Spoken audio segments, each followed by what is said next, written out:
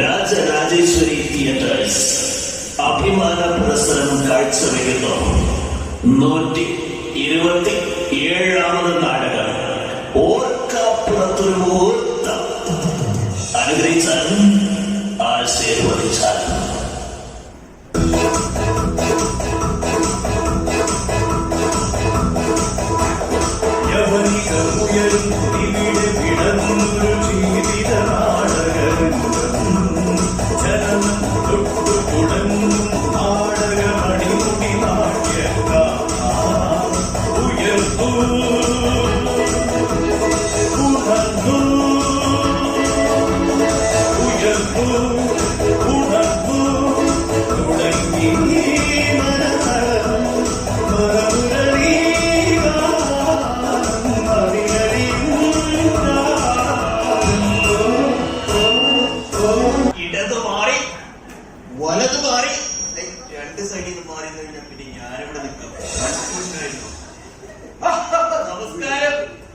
എന്റെ പേര് വർമ്മ, മേജർ വർമ്മ. പട്ടാളത്തിലായിരുന്നു. പണ്ട് ഡെറാഡൂണിൽ നിന്നാണ് ഞാൻ റിട്ടയർ ചെയ്തത്. നാട്ടുകാർക്കൊക്കെ അറിയാം. പിന്നെ നമ്മൾ തമ്മിൽ ആദ്യമായിട്ട് കണ്ട കാരണമാണ് കുറച്ച് കാര്യങ്ങൾ പറയാനുണ്ട്. പട്ടാളത്തിന് കേണലിന് ഈ വർമ്മ എന്ന് വെച്ച് കഴിഞ്ഞിട്ടില്ല, ജീവനായിരുന്നു. നിങ്ങളോടായാലും കാരണം ഒരു കഥ ഞാൻ പറയാം. പണ്ട് ഒരു ദിവസമേ ഈ കേണൽ എന്നെ ഒരു ദിവസം വിളിച്ചേക്കണു, വർമ്മ ബച്ചാവോ, എന്നെ രക്ഷിക്കണമെന്ന് പറഞ്ഞിട്ട്. കാര്യം എന്താണെന്ന് ഞാൻ ചോദിച്ചു കഴിഞ്ഞപ്പെട്ടില്ല. ഈ കേണൽ താമസിക്കുന്നത് ഒരു ഫ്ലാറ്റിലാണ്. ആ ഫ്ലാറ്റില് പാകിസ്ഥാൻ ചാരന്മാര് വളഞ്ഞിട്ട് പൂരം 3-4 ഹെലികോപ്റ്റർ ഇങ്ങനെ കറങ്ങിക്കൊണ്ടിരിക്കുകയാണ് ചുറ്റും. കേണൽ പേടിച്ചു. ബോംബിടാൻ വേണ്ടിയിട്ടാണ് അവന്മാര് കറങ്ങണത്. അപ്പൊ എനിക്കൊരു ബുദ്ധി തോന്നി. ബുദ്ധിയാണല്ലോ എന്റെ മെയിൻ.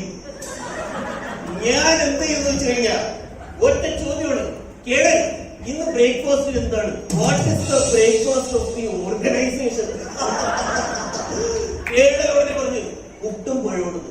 പിന്നെ ഞാനൊന്നും നോക്കിയില്ല. ഞാൻ കേണലിന്റെ അടുത്ത് പറഞ്ഞു, കേണൽ മുട്ടങ്ങൾ മാറ്റിവെക്കി പഴത്തിന്റെ തൊലി ഉരിയാൻ പറഞ്ഞു. കേണലിന് കാര്യം മനസ്സിലായില്ല. ഞാൻ പറഞ്ഞ പോലെ തന്നെ കേണൽ ചെയ്തു. പഴത്തിന്റെ തൊലി മുഴുവൻ ഒലിഞ്ഞിട്ട് മുകളിൽ ടെറസുമ വിരിച്ച്.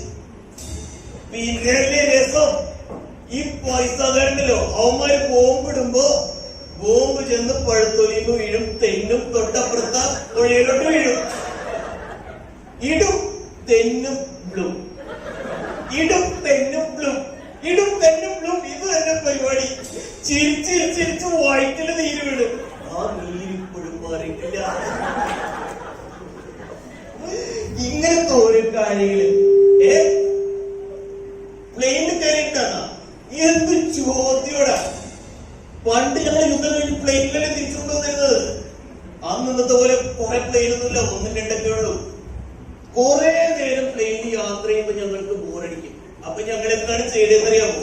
ആ പ്ലെയിനിന്റെ വാതില് തുറന്നിട്ടുണ്ടല്ലോ, 2 പങ്കയുണ്ടല്ലോ, അതും ഇരുന്ന് ചീട്ട് കളിക്കും.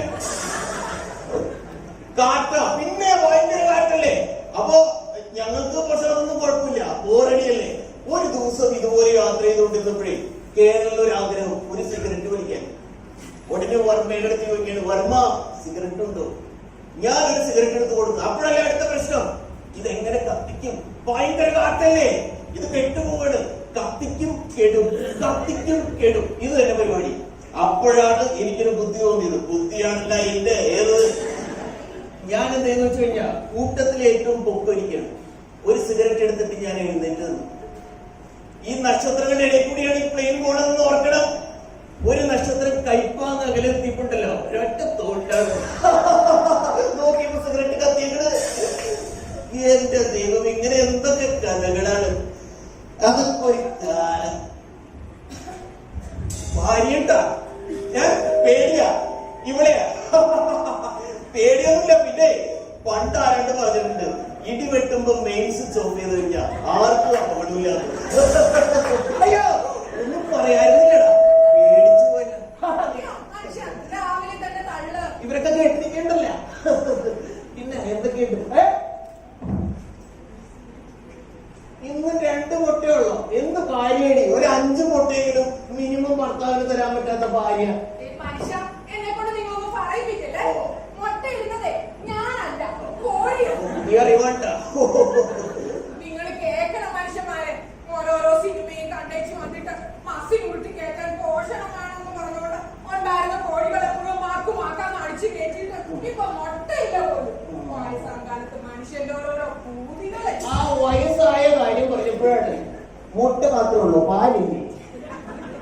എന്റെ പൊന്നു ഋത്തിക് റോഷൻ, നിങ്ങൾ മാത്രമല്ല ഈ വീട്ടില് മൂത്ത് പഴുത്ത് നിൽക്കുന്നത്. ഇവിടുത്തെ പെടക്കോഴികളുടെ കാര്യത്തില് നിങ്ങൾക്കുണ്ടായിരുന്ന ശുഷ്കാന്തി ആ മൂത്തവളുടെ കാര്യത്തിലുണ്ടായിരുന്നെങ്കിൽ ഇപ്പൊ രണ്ടാമത്തവളുടെ കല്യാണക്കാരി നോക്കാമായിരുന്നു.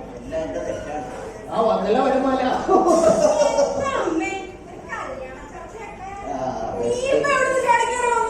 അച്ഛനുള്ള പാല് മേടിക്കാൻ പറഞ്ഞിട്ട് മഷിയിട്ട് നോക്കിട്ട് അവളെ കണ്ടില്ല.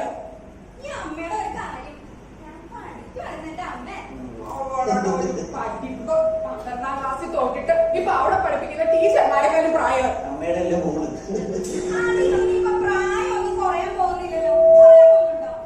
അല്ല അത് പോട്ടെ, ആരുടെ കല്യാണക്കാരൻ പറഞ്ഞേ? ഇവിടെ ആരുടെയും കല്യാണക്കാരെന്ന് പറഞ്ഞില്ല. എന്റെ മോള് പോയി നിന്ന് പഠിച്ചേ.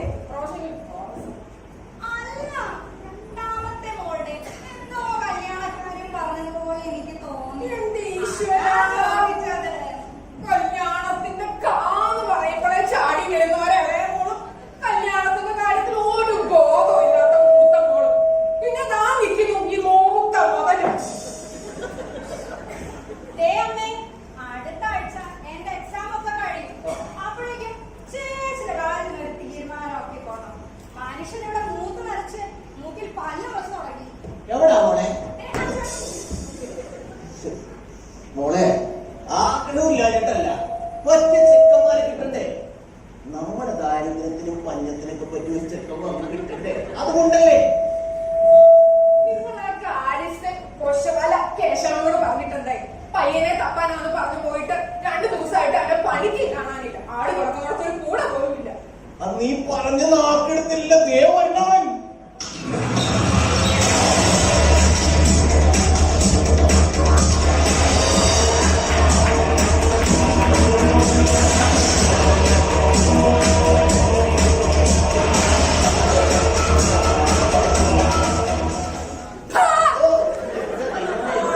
സോമന്മാരിറങ്ങിക്കോളും മനുഷ്യനെ ശശിയാക്കാനായി.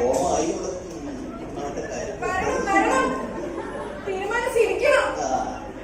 ഏതോ പുതിയ കാലത്തിന്റെ മുഴുവൻ ഭാവവും ആവാഹിച്ച അവതാര പിറവിയെടുത്ത ഏതോ ഒരുത്തനെ കൊണ്ടൊക്കെ വരാമെന്ന് പറഞ്ഞിട്ട് ആവാഹിച്ച് കഴിഞ്ഞില്ലേ നീ ഇതുവരെ? ആ വായിക്കരുതെന്ന് വല്ല കുട്ടിച്ചാത്തനാണോ? അല്ല, ഞാൻ തപ്പാനിട്ടല്ല, ഇങ്ങോട്ട് വന്ന വഴി തന്നെ നല്ല കിടിലോസ്കി പണി. ഉദാന്തരം തറവാട്. നിങ്ങളുടെ പെണ്ണിനെ പറ്റി പറഞ്ഞപ്പോഴേ ഞാൻ നിങ്ങൾ തറവാടിനെ പറ്റിയും നിങ്ങളുടെ തോക്കിനെ പറ്റിയും നിങ്ങളുടെ യുദ്ധത്തിനെ പറ്റിയും ഒക്കെ അങ്ങോട്ട് പറഞ്ഞു വന്നപ്പോഴത്തേക്ക് ഈ കാര്യം മനസ്സിലായി. എന്ത്? വേറെ എന്ത്, വേറെ തള്ളു മാത്രമേ ഉള്ളൂന്ന്. ഇവിടെ മുഴുവനും ദാരിദ്ര്യമാണെന്ന്. ചുമ്മാ വളവളാന്ന് വർത്താനം പറഞ്ഞ് സകലതും കുഴപ്പം. ഞാൻ പറഞ്ഞതിനാ ബാക്കിയെല്ലാം ഓക്കെ ആണെന്ന് വെച്ച തള്ളി മനുഷ്യന്റെ നടുകൾ അഴിച്ചു. എടാ എടാ, നീ ഒരു കാര്യം മനസ്സിലാക്കണം. സാമ്പത്തികം കുറച്ച് കുറവുണ്ടെന്നുള്ളൂ, തറവാട്ട് മഹിമ അതാണ് ഏക ആശ്വാസം. മഹിമ പറഞ്ഞിപ്പോ ആട്ടും കേട്ട് വന്നതേ ഉള്ളൂ. മുതലാളി, ഞാൻ ഒരു കാര്യം പറഞ്ഞേക്കാം. മുതലാളിയുടെ മൂത്ത മോളുടെ പറ്റിയേ ഇനി എന്തെങ്കിലും പരിഹാരം വേണമെന്നുണ്ടെങ്കിലേ നമുക്കിനിയെ അടുത്ത ജില്ല പിടിക്കേണ്ടി വരും. അതെന്താ ഈ ജില്ലയിൽ ആരില്ലേ? മുതലാളിയുടെ മോളെ പെണ്ണ് കാണാത്ത ഏതെങ്കിലും ഒരു ആണെടുത്ത ഈ ജില്ലയിലുണ്ടോ? അടുത്ത ജില്ല എല്ലാവരും ആ എന്നാ നീ എന്തെങ്കിലും ചെയ്യും. എനിക്കേ ഭയങ്കര വിശപ്പ്. രാവിലെ തൊട്ടേ തള്ളി അല്ല അത് മനസ്സിലായി. ചേച്ചിയെ അവിടെ പുറത്ത് ബെഞ്ചിൽ ഇരിപ്പുണ്ടെടാ. എടാ ഞാനല്ല, ഒറിജിനൽ കഞ്ഞി വന്നു വീട്ടിലേക്കാൻ പറ്റണ്ടേ? തിന്ന് ആക്രാന്ത പോക്ക് പ്രാന്തായതാണ്. വെള്ളം മാത്രമേ ഉള്ളൂ, മറ്റൊന്നും ഇല്ലല്ലോ. ഉള്ളതൊക്കെ പറഞ്ഞ് തിന്നു. നിങ്ങളുടെ കൊണ്ടേക്കെട്ടല്ലേട്ടാ. അല്ല മുതലാളി, ഇനിയിപ്പോ മൂത്ത മോളുടെ കാര്യത്തിലുള്ള ഒരു തീരുമാനം വേണം. അല്ലെങ്കിൽ ഇനിയിപ്പോ ശരിയാവില്ല. വേടാ, ആഗ്രഹമില്ലാഞ്ഞിട്ടല്ല, പറ്റിയ ഒരുത്തം വന്ന് കിട്ടിക്കഴിഞ്ഞാണ്ടല്ല ഇപ്പൊ പിടിച്ചു കെട്ടിക്കും അതാ അവസ്ഥ. എന്താടാ നീ പോയോ? ഒന്നും മിണ്ടല്ലോ. കാര്യം ആ എന്താ നല്ല കണ്ണി ഇത്തിരി കൂടെ കിട്ടുവോ ആവോ? ഓ നമ്മളില്ലേ ഇത്തിരി കൂടെ കണ്ണി ഒന്നുമില്ലാണ്ടായി പോയി വെടിവെച്ച് കൊന്നാലും ഞാൻ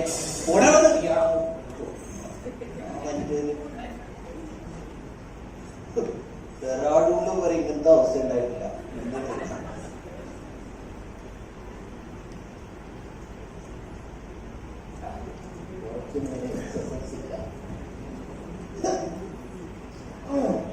ഇത് എന്റെ ആയിരുന്നില്ലല്ലോ.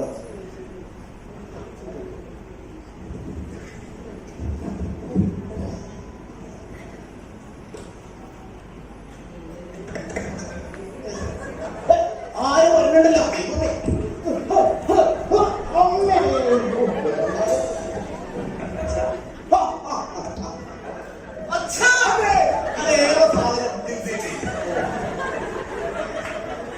എടാ നീയോ മംഗലശ്ശേരി ബിജുവിന്റെ മോനല്ലേ?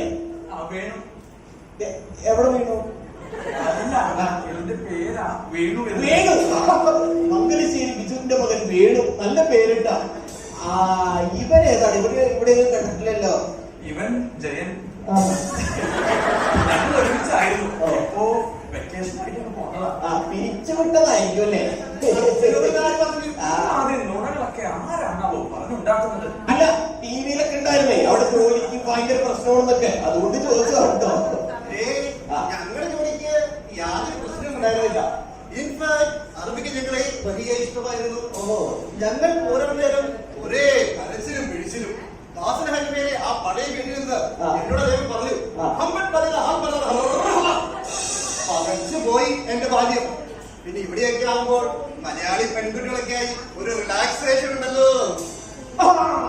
നീ പറഞ്ഞപ്പോഴാണ് ഞാൻ വിചാരിച്ചത്, പണ്ട് ഇതുപോലെ കേണലിന്റെ അടുത്ത് പറഞ്ഞിട്ടുണ്ട്, സബരോക്ക സിന്ദഗി കബി നഹി ഖതം ഹോ ജാതി ഹൈ വർമ്മ എന്റെ ഒന്ന് നിർത്ത്. രണ്ടും കൂടി നല്ല തള്ളാണല്ലേ. പിന്നെ എന്തൊക്കെയാ വിശേഷം? നീ എന്താ പെണ്ണുകാണാൻ പോയിട്ട് വരാണോ ഈ വേഷത്തിന്?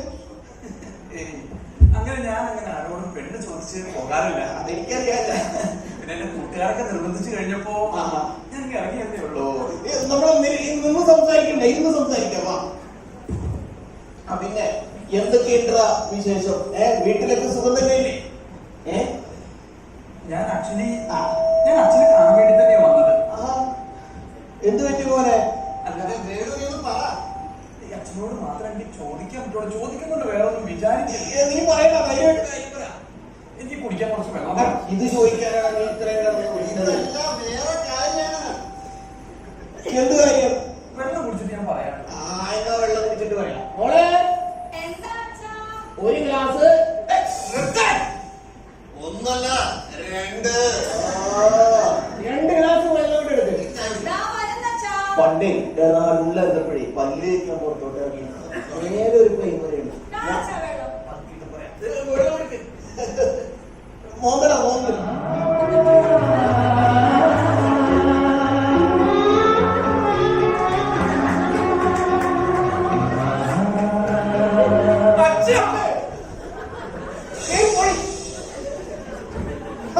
നീ പേടിച്ച? ഞാൻ ചെറുതായിട്ട് പേടിച്ചു.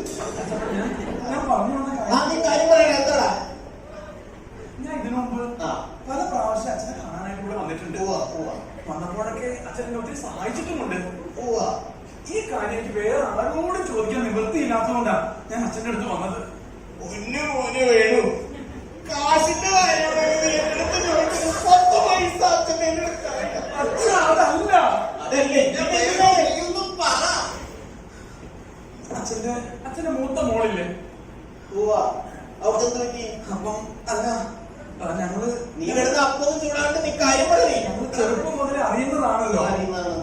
ഒരേ സ്കൂളിൽ പഠിച്ചതും പിന്നെ നമ്മള് നമ്മുടെ കുടുംബങ്ങളും നല്ല സ്നേഹബന്ധത്തിലും. അപ്പം വേണു തീർമാനിക്കേ. എന്റെ പൊന്നച്ചോ, ഞാൻ കാര്യം പറയാം. എന്താണ്? അച്ഛന്റെ മൂത്ത മോളില്ലേ, മൂത്ത മോളെ കെട്ടിച്ചു കൊടുക്കോന്നറിയാനാ ഇവൻ ഇങ്ങനെ കിടന്ന് കറങ്ങുന്നത്. ഞാനല്ല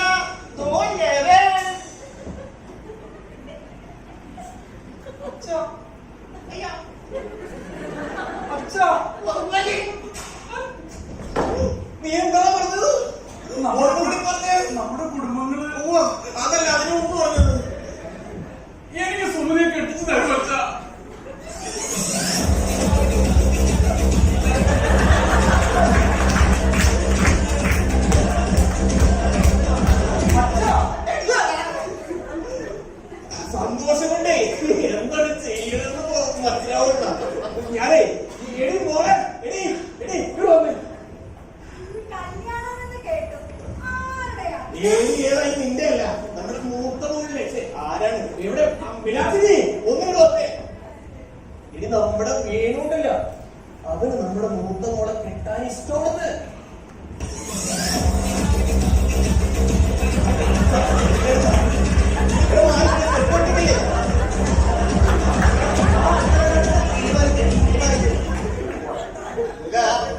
എന്താ ഒരു ഡാൻസ് ഒക്കെ ഈ മോളുടെ കല്യാണമായ സന്തോഷത്തില് ചേച്ചിയുടെ കല്യാണമായതിൽ അനിയത്തിക്കും സന്തോഷമായെന്ന് തോന്നുന്നു.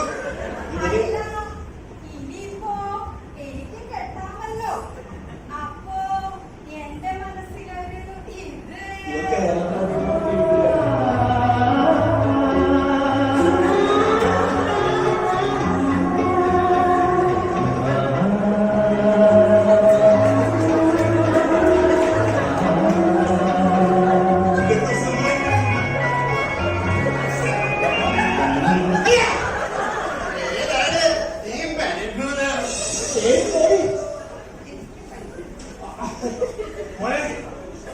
സന്തോഷമാണ് അവസാനം എന്റെ മോളെ കെട്ടാൻ നീ തന്നെ വേണ്ടി വന്നല്ലോ.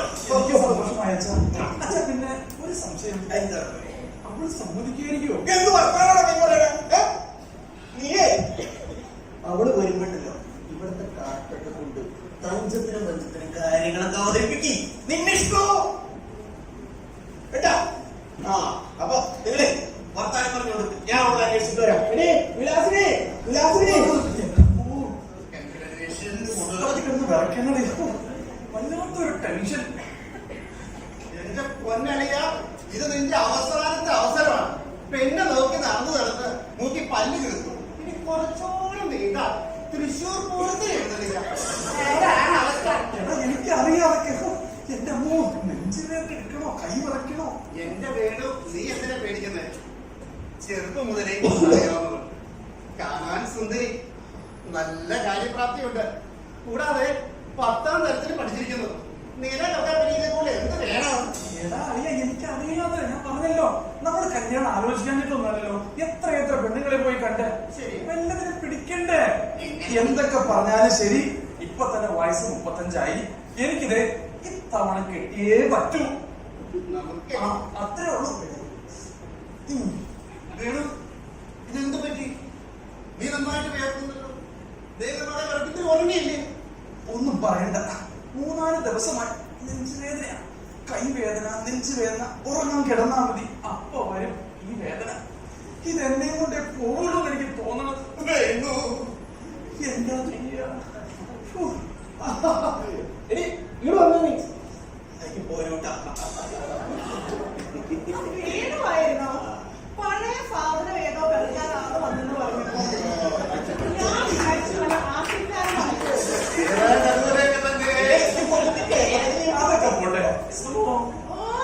വീണു, 7ാം ക്ലാസ്സിൽ പഠിക്കുന്ന മുതൽ ഞാൻ പറഞ്ഞതാ, എന്നെ സുമോ സുമോന്ന് വിളിക്കരുത്. എന്റെ പേര് സുമതി. അത് മതി. ഓക്കെ ഓക്കെ, അത് മതി. അത് മതി. പറ സുമോ, എന്നാണ് വിശേഷം? അച്ഛാ, വീണു ഇപ്പൊ ദുബായിൽ വലിയ ഓഫീസറൊക്കെയാണ്. പിന്നെ വെല്ലുവിളികളല്ലേ? അങ്ങനെയൊന്നുമില്ല അച്ഛാ, ഒരു ചെറിയൊരു ജോലി, അത് മാത്രമേ ഉള്ളൂ. കൊച്ചുകുട്ടികൾ മനസ്സിലാവും. തോന്നല്ലേ? അപ്പഴേ രമണി ചേച്ചിയുടെ പിള്ളേരെ കളിപ്പിച്ചു. അപ്പഴാ സർപ്രൈസ് ഉണ്ടെന്ന് പറഞ്ഞ് ഇങ്ങോട്ട് വിളിപ്പിച്ചത്. എന്നാലേ നിങ്ങൾ സംസാരിച്ചിട്ട് ഞാൻ ബാക്കി എക്സസൈസ് ഒക്കെ ചെയ്തിട്ട് വരാം കേട്ടാ. നീ കളരി പഠിച്ചിട്ടുണ്ടോ? കളരി എനിക്ക് ഇഷ്ടമല്ല. ആണല്ലേ? എനിക്ക് കളരിയുടെ കുറവുണ്ട്. നീ കേരളത്തിൽ അധികം ജീവിക്കൂല കേട്ടാ. നീ വന്ന് കളരി പഠിപ്പിക്കാൻ. വേണു, നിന്റെ സ്വർഗത്തിൽ ഞാൻ കട്ടുറുമല്ലാതെ കിളവനോട് പറയണോ? ആണോ കേട്ടോ ഒരു പെണ്ണു ആണെന്ന് വർത്താനം. പിന്നെ ഇന്നലെ നല്ല കാലാവസ്ഥയായിരുന്നു. പണിക്കാർ കുറേ അങ്ങ് കൊയ്ത് കൂട്ടി. വീണു, ഇതാ നോക്ക്, നല്ല മഴക്കാറ്. മഴ പെയ്യും തോന്നും. കൊണ്ടതൊക്കെ വെറുതെയോ? ഈ മഴക്കാരെ കണ്ടിട്ട് മഴ പെയ്യുമെന്ന് എനിക്ക് തോന്നുന്നില്ല. സുമതി ടെൻഷൻ അടിക്കണ്ട, സന്തോഷമായിട്ടിരിക്കും. അല്ല, വേഷമൊക്കെ നല്ല കളറായിട്ടുണ്ടല്ലോ. എന്താ വല്ല കല്യാണത്തിന് പോവാണോ? അതോ ഇനി വല്ലോ പെണ്ണ് കാണലിന് പോണ വഴിയാണോ? അങ്ങനെയൊന്നുമില്ല,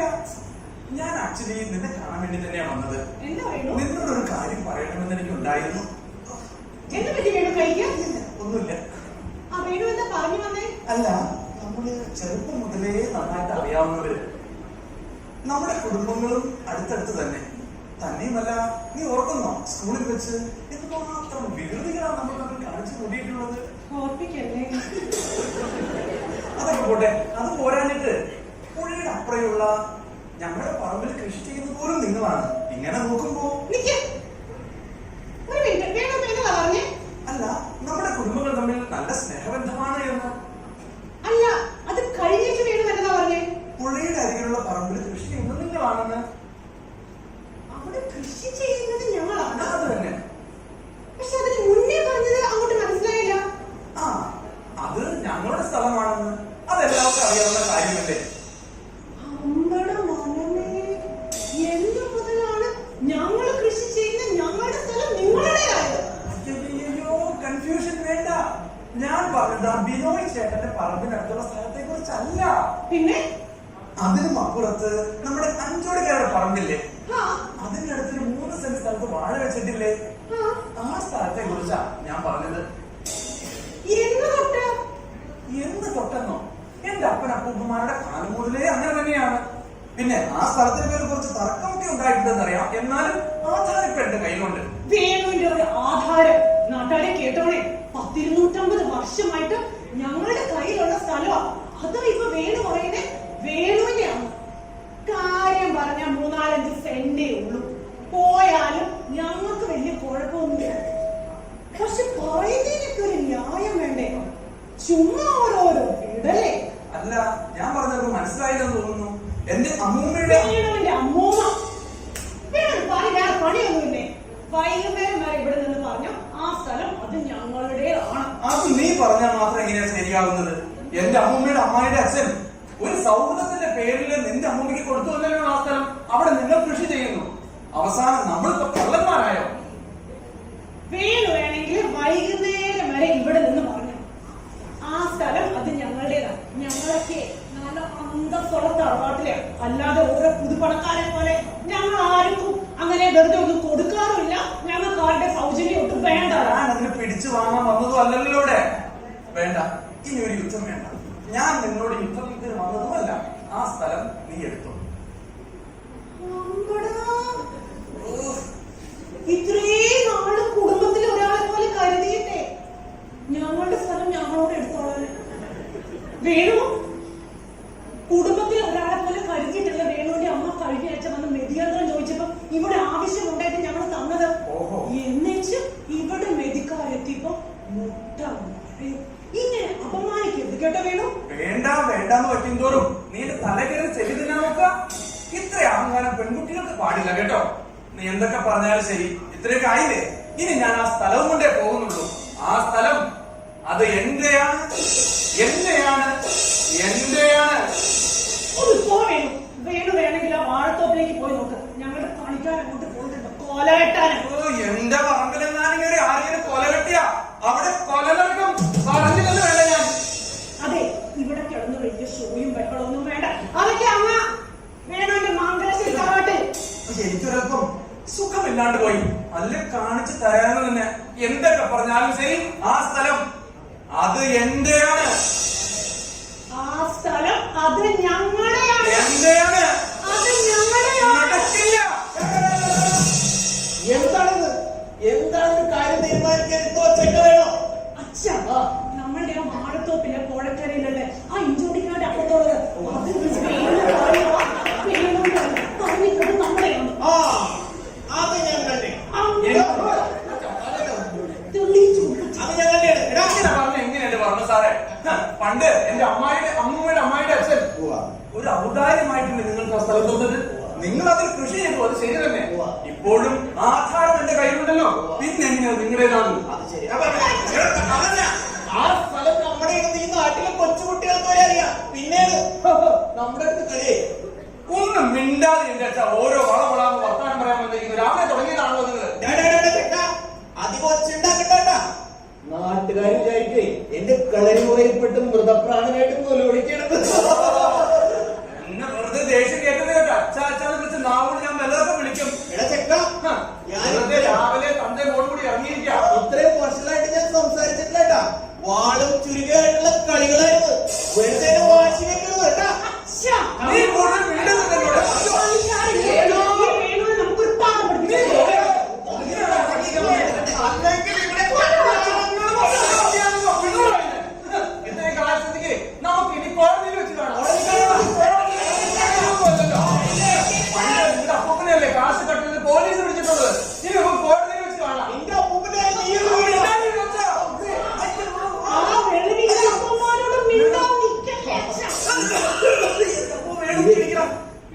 നിന്നമായി വെള്ളം വെള്ളം വെള്ളം തീർന്നു പോയല്ലോ.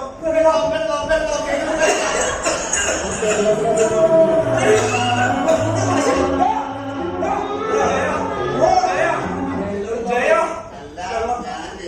വെള്ളം കാണാം. വെള്ളം കാണാം.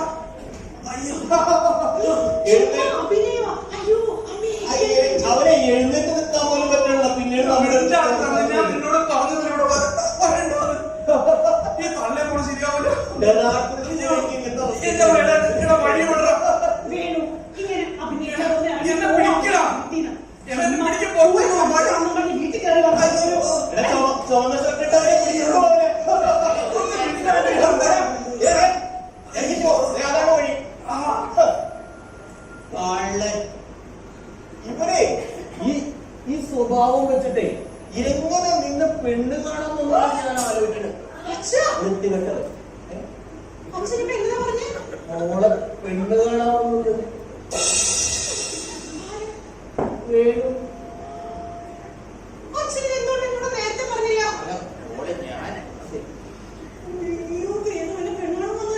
അതേ പറഞ്ഞത്.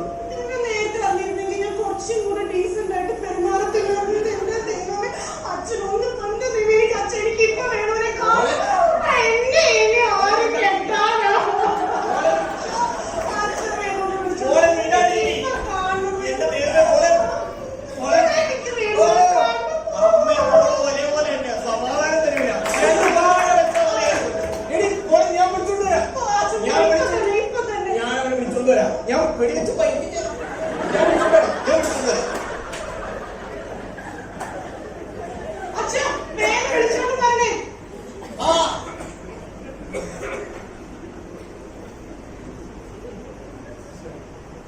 ഈ വേണു ആരാന്ന് നിങ്ങൾക്ക് അറിയാവോ?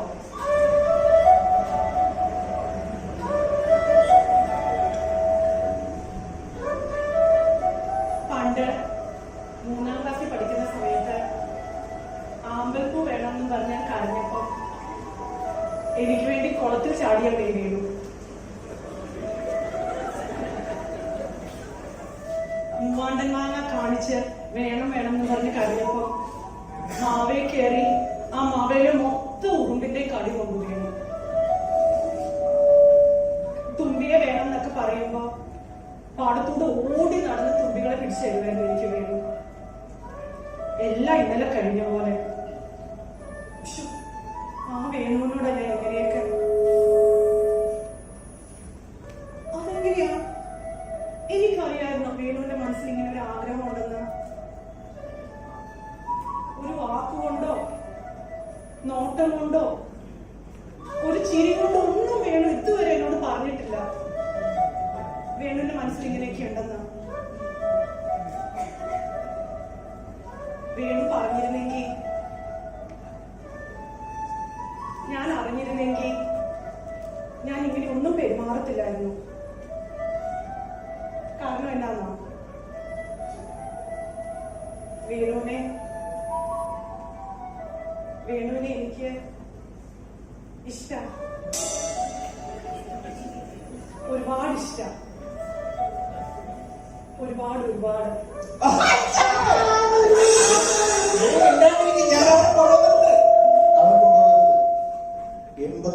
യുദ്ധത്തിന് വേണ്ടിക്കൊണ്ട് മരിക്കണായിരുന്നു.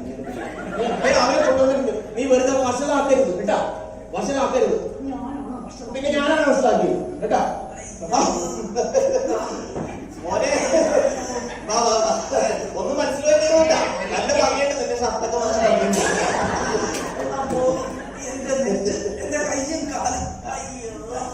കൈയും കാലൊക്കെ ഞങ്ങൾ പിടിക്കാം. മോനെ മനസ്സിലൊന്നും വെക്കരുത് കേട്ടാ. കൊച്ചു കുട്ടികളൊക്കെ മനസ്സിലാണ്.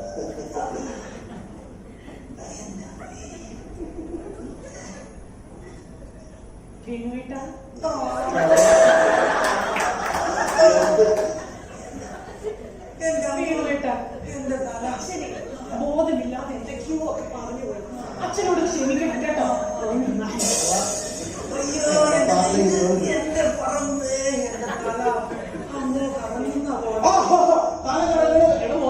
അവസാനം എല്ലാം തലങ്ങി തിരിഞ്ഞ് ഇവന്റെ തലയിൽ തന്നെ എത്തി. എനിക്കെല്ലാം വേണം. സത്യാഗ്രഹം ഉള്ളതുകൊണ്ടല്ല ന്യായം. നീ ന്യായം എന്ന് പറയാൻ ഒരു കാര്യമില്ലേ? പിന്നെ ഞാനുണ്ടല്ലോ. വേണുവേട്ടൻ പോയി കഴിഞ്ഞിട്ട് ഞാനൊരു കാര്യം ഓർത്തെ. ആ സ്ഥലമേ ആ ഇഞ്ചോടിക്കാരുടെ അപ്പുറത്തുള്ളത് അത് ഞങ്ങളുടെ തന്നെയാണ്. അത് വേണുവേട്ടൻ അതെ അതെ അതെന്റെ തന്നെയാ. എന്റെ കയ്യിൽ അതിന്റെ ആചാരം ഉണ്ടല്ലോ. ഈ മനുഷ്യനെ സ്ഥലത്തുനിന്ന് കൈവിടുന്നല്ലോ.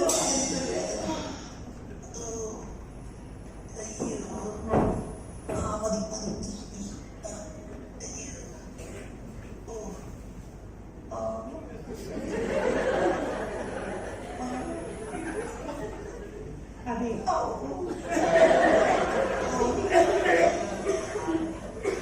വേണുവേട്ടൻ ആനക്കല്ലിൽ പോയായിരുന്നു. അത് നല്ല idea. നാളെയല്ലേ ആനയോട്ടം? നമുക്ക് ആനയോട്ടം ഒരുമിച്ചത് കാണാൻ പോയത്. പണ്ട് എന്റെ കേശവൻ ഉണ്ടായിരുന്നപ്പോ ആനയോട്ടത്തിന് മുഴുവൻ സമയം പോയി നിൽക്കുമായിരുന്നു. ഇപ്പൊ എന്താ കാര്യം? കേശവൻ പോയില്ലേ, പിന്നെ കൊയ്ത്തും വെടിയൊക്കെ കഴിഞ്ഞ് പോകാന്ന് വെച്ചാ ഇപ്പോ എന്റെ കാര്യമൊന്നുമില്ല. 5 ലക്ഷം രൂപ കൊടുത്ത് വാങ്ങിച്ച കേശവനായിരുന്നു. ഇപ്പൊ 5 ലക്ഷമോ? വേണു എന്നതായി പറയുന്നേ? ആ ആനയ്ക്ക് 5 ലക്ഷമോ? വേണുവിനെ ആരും പറ്റിച്ചതാ കേട്ടോ. എന്താണ് കുഴപ്പം? എന്റെ ആനയെ പോലെ ഒരു ലക്ഷണമൊത്ത ആന വേറെ ഈ നാട്ടിലുണ്ടായിരുന്നോ? വേണു വന്നേ. ആ ഫോട്ടോയിലേക്ക് നോക്കിക്കേ. 4 ലക്ഷം. വെറും 4 ഞങ്ങളുടെ മുത്തശ്ശി ആനയെ മേടിച്ച് നല്ല ലക്ഷണമൊത്ത തലയെടുപ്പുള്ള എനിക്ക് ചിരിക്കാൻ വയ്യ. നിന്റെ മുത്തച്ഛൻ വാങ്ങിച്ച ആനയല്ലേ? ഇത്രയൊക്കെ ഉണ്ടാവുള്ളൂ. നല്ല ഡിസ്കൗണ്ട് കിട്ടിയപ്പോ വാങ്ങിച്ചതായിരിക്കും നിന്റെ മുത്തച്ഛൻ. അല്ല, നമ്മൾ എന്തിനീ ആനക്കാരൊക്കെ പറഞ്ഞ് വേറെ എന്നാക്ക് സംസാരിക്കാനുണ്ടോ? അങ്ങനെയല്ല, നീ അറിയാത്തൊരു കാര്യമുണ്ട്. നിന്റെ ആനയെ കണ്ടോ? അതിന്റെ ഇടത്തെ കൊമ്പും വലത്തെ കൊമ്പും തമ്മിൽ ഒരു 2 സെന്റിമീറ്റർ നീള വ്യത്യാസമുണ്ട്. ഈ കൊമ്പിന്റെ നീള വ്യത്യാസം അതൊരു ലക്ഷണക്കേട് തന്നെ.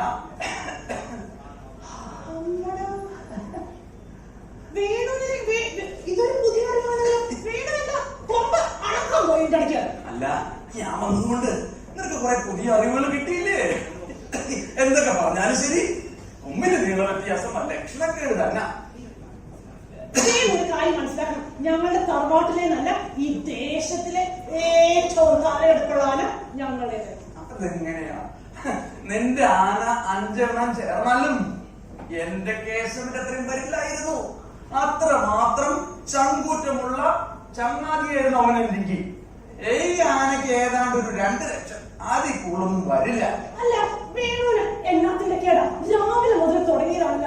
ആദ്യം ഞങ്ങളുടെ പറമ്പ് നിങ്ങളുടേതാണെന്ന് പറഞ്ഞു, അത് സമ്മതിച്ചു തന്നപ്പോൾ ഞങ്ങളുടെ ആനയ്ക്ക് തലയെടുപ്പ് പോരാണ്. വേണുവിന്റെ സ്വഭാവം എനിക്കത് തീരെ പിടിക്കുന്നില്ല. പറഞ്ഞേക്കാം കേട്ടോ. അതിന് നീ എന്തിനാ എന്റെ തലയിൽ കയറുന്നേ? കുറെ നേരം തുടങ്ങിയിട്ട് എന്തിനാ എന്നോട് ദേഷ്യപ്പെടുന്നേ? നീ ഒന്ന് പോയേ വേണു. ഇങ്ങനെ നട്ട കുരുക്കത്തെ കള്ളം പറയാമോ വേണു? എന്റെ ദൈവത്തില്ലോ, എന്റെ നെഞ്ച് പൊട്ടി പോകുന്ന പോലെ. ഇനിയിപ്പോ എന്താ പ്രശ്നം? ഇനിയിപ്പോ എന്താ പ്രശ്നം? ആ മോളോട് ചോദിക്കും. അച്ഛൻ ഇപ്പൊ പറയണോ, നമ്മളുടെ ആനയ്ക്കാണോ വേണുവിന്റെ കേശവനാണോ തലയെടുത്ത് കൂടുതൽ? അതെന്താ സംശയം? നമ്മുടെ ആനയ്ക്കന്നെ. അതെങ്ങനെയാ എന്റെ വർമ്മ സാറേ? എന്റെ ആന കേശവനുണ്ടായിരുന്നല്ലോ, നല്ല ചങ്കുറപ്പുള്ള തലയെടുപ്പുള്ള ആന. കേശവനുണ്ടായിരുന്നു. ആ വയസ്സൻ ആനയുടെ കൂടെ ഞങ്ങളുടെ ആനയെ താരതമ്യപ്പെടുത്തുന്നത് എന്തിനാണെന്ന് പോലും എനിക്ക് മനസ്സിലാവണം. വയസ്സനെന്നോ? ആനയെ കുറിച്ചാ പറയുന്നത്? ഞങ്ങളുടെ ആന ആനയോട്ടത്തിന് എന്റെ ആനയായിരുന്നു മുമ്പില്. നാടുവാഴിയുടെ ആനയോടൊപ്പമായിരുന്നു എന്റെ ആന ഓടിക്കൊണ്ടിരുന്നത്. ആ ഓട്ടത്തില് ഏറ്റവും പിന്നിൽ വരുന്ന ആനയുടെ പിറകിലല്ലായിരുന്നു ആ കാണുന്ന ആന. എന്തൊക്കെ പറഞ്ഞാലും ശരി, കൊമ്പിന്റെ നീള വ്യത്യാസം അതൊരു ലക്ഷണക്കേട് തന്നെ. ആരെങ്കിലും വീട്ടിൽ കൊണ്ടുപോയി കെട്ടുവെന്നുകൊണ്ടാണ്. എടാ മോനെ, ഈ നാട്ടിലെല്ലാവർക്കും അറിയാം ഞങ്ങളുടെ ആനേനെ ഏറ്റവും ബെസ്റ്റ്. വേണുവിന് നല്ല അസൂയുണ്ട് ഞങ്ങളുടെ ആന. എന്നോട്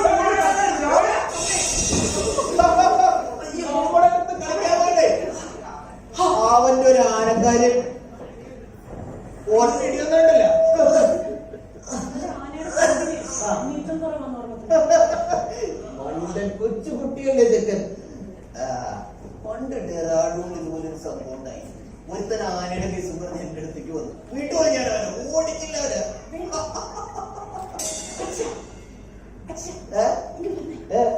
എന്ത് ആ വേണു വീണു.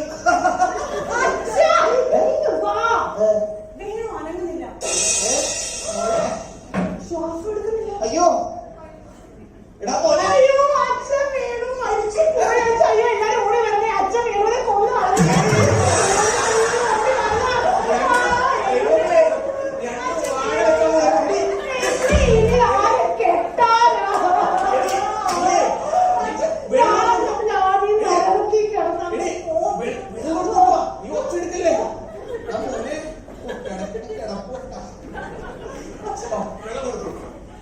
വെള്ളം കൊടുക്കും. ഇപ്പൊ ശരിയാവട്ടെ. അയ്യോ വീട് വെള്ളം കുടിക്കുന്നില്ല. മരിച്ചു പോയോ അച്ഛൻ വീണുവിനെ കൊന്നു. എനിക്കൊരു ഐഡിയ ഉണ്ട്. നമുക്കിതൊരു CPR കൊടുക്കാം. ഞാൻ പണ്ട് ഡെറാഡൂണിൽ ഒരുത്തിന് CPR കൊടുത്തിട്ടുണ്ട്. അവനിപ്പോ ജീവിച്ചിരിപ്പില്ല.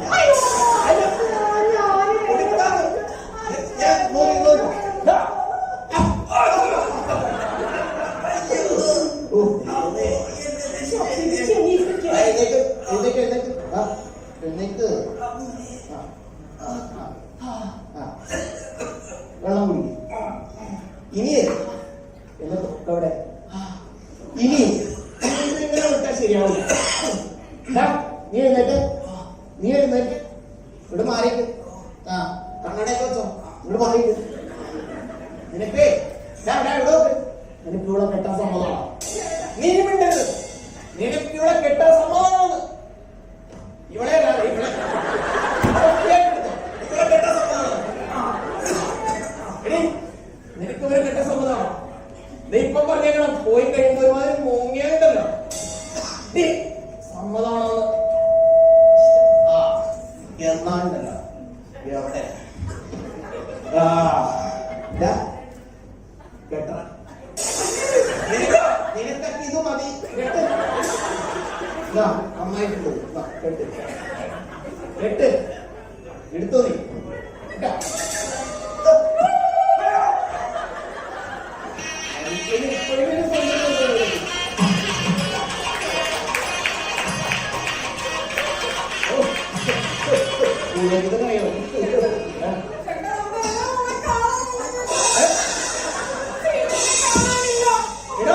നിന്റെ കൂടെ അത് കാണാനില്ലല്ലോ. മോളെ എവിടെയാ മോളെ? മോളെ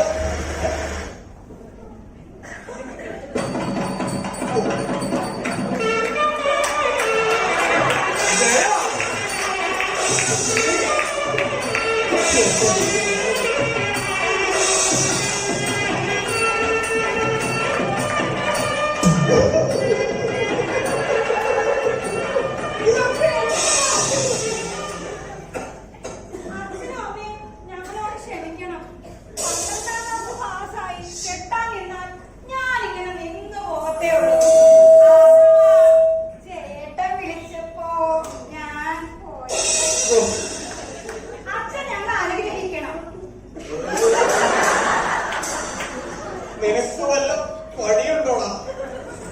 ഒരു പണിയില്ല. നന്നായിട്ടൊരു പണിയായില്ല. മതി.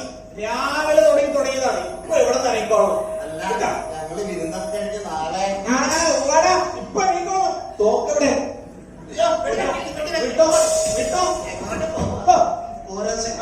ഇനിയിപ്പോ നിന്റെ അടുത്ത് പ്രത്യേകം പറയണോ? ഇറങ്ങിക്കോ. രണ്ടുപേരും ഇപ്പൊ ഇറങ്ങിയാണ്ടല്ല. ഉച്ചയൂണിന് മുമ്പ് ഇവന്റെ വീട്ടിലെത്താം. കേട്ടോ? നിന്റെ കല്യാണം ഇതുപോലൊന്നും അല്ല ഞാൻ കരുതിയത്. പിന്നെ നിനക്കൊക്കെ ഇത് മതി. രാവിലെ തുടങ്ങിയതാണ്. മനുഷ്യനെ വേചാറല്ല. ഇപ്പൊ സമ്മതിക്കാം. എന്താണ് ഞാൻ ദക്ഷിണ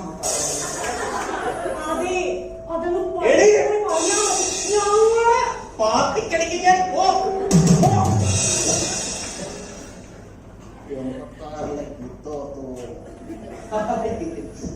എടിവിലാസിനി നമ്മുടെ 2 മക്കൾക്കും ചെക്കന്മാരെ അവര് കല്യാണം കഴിച്ച സെറ്റിലായി.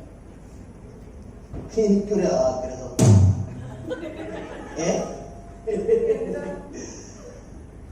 നിനക്കും കൂടി ഒരു ചെക്കൻ.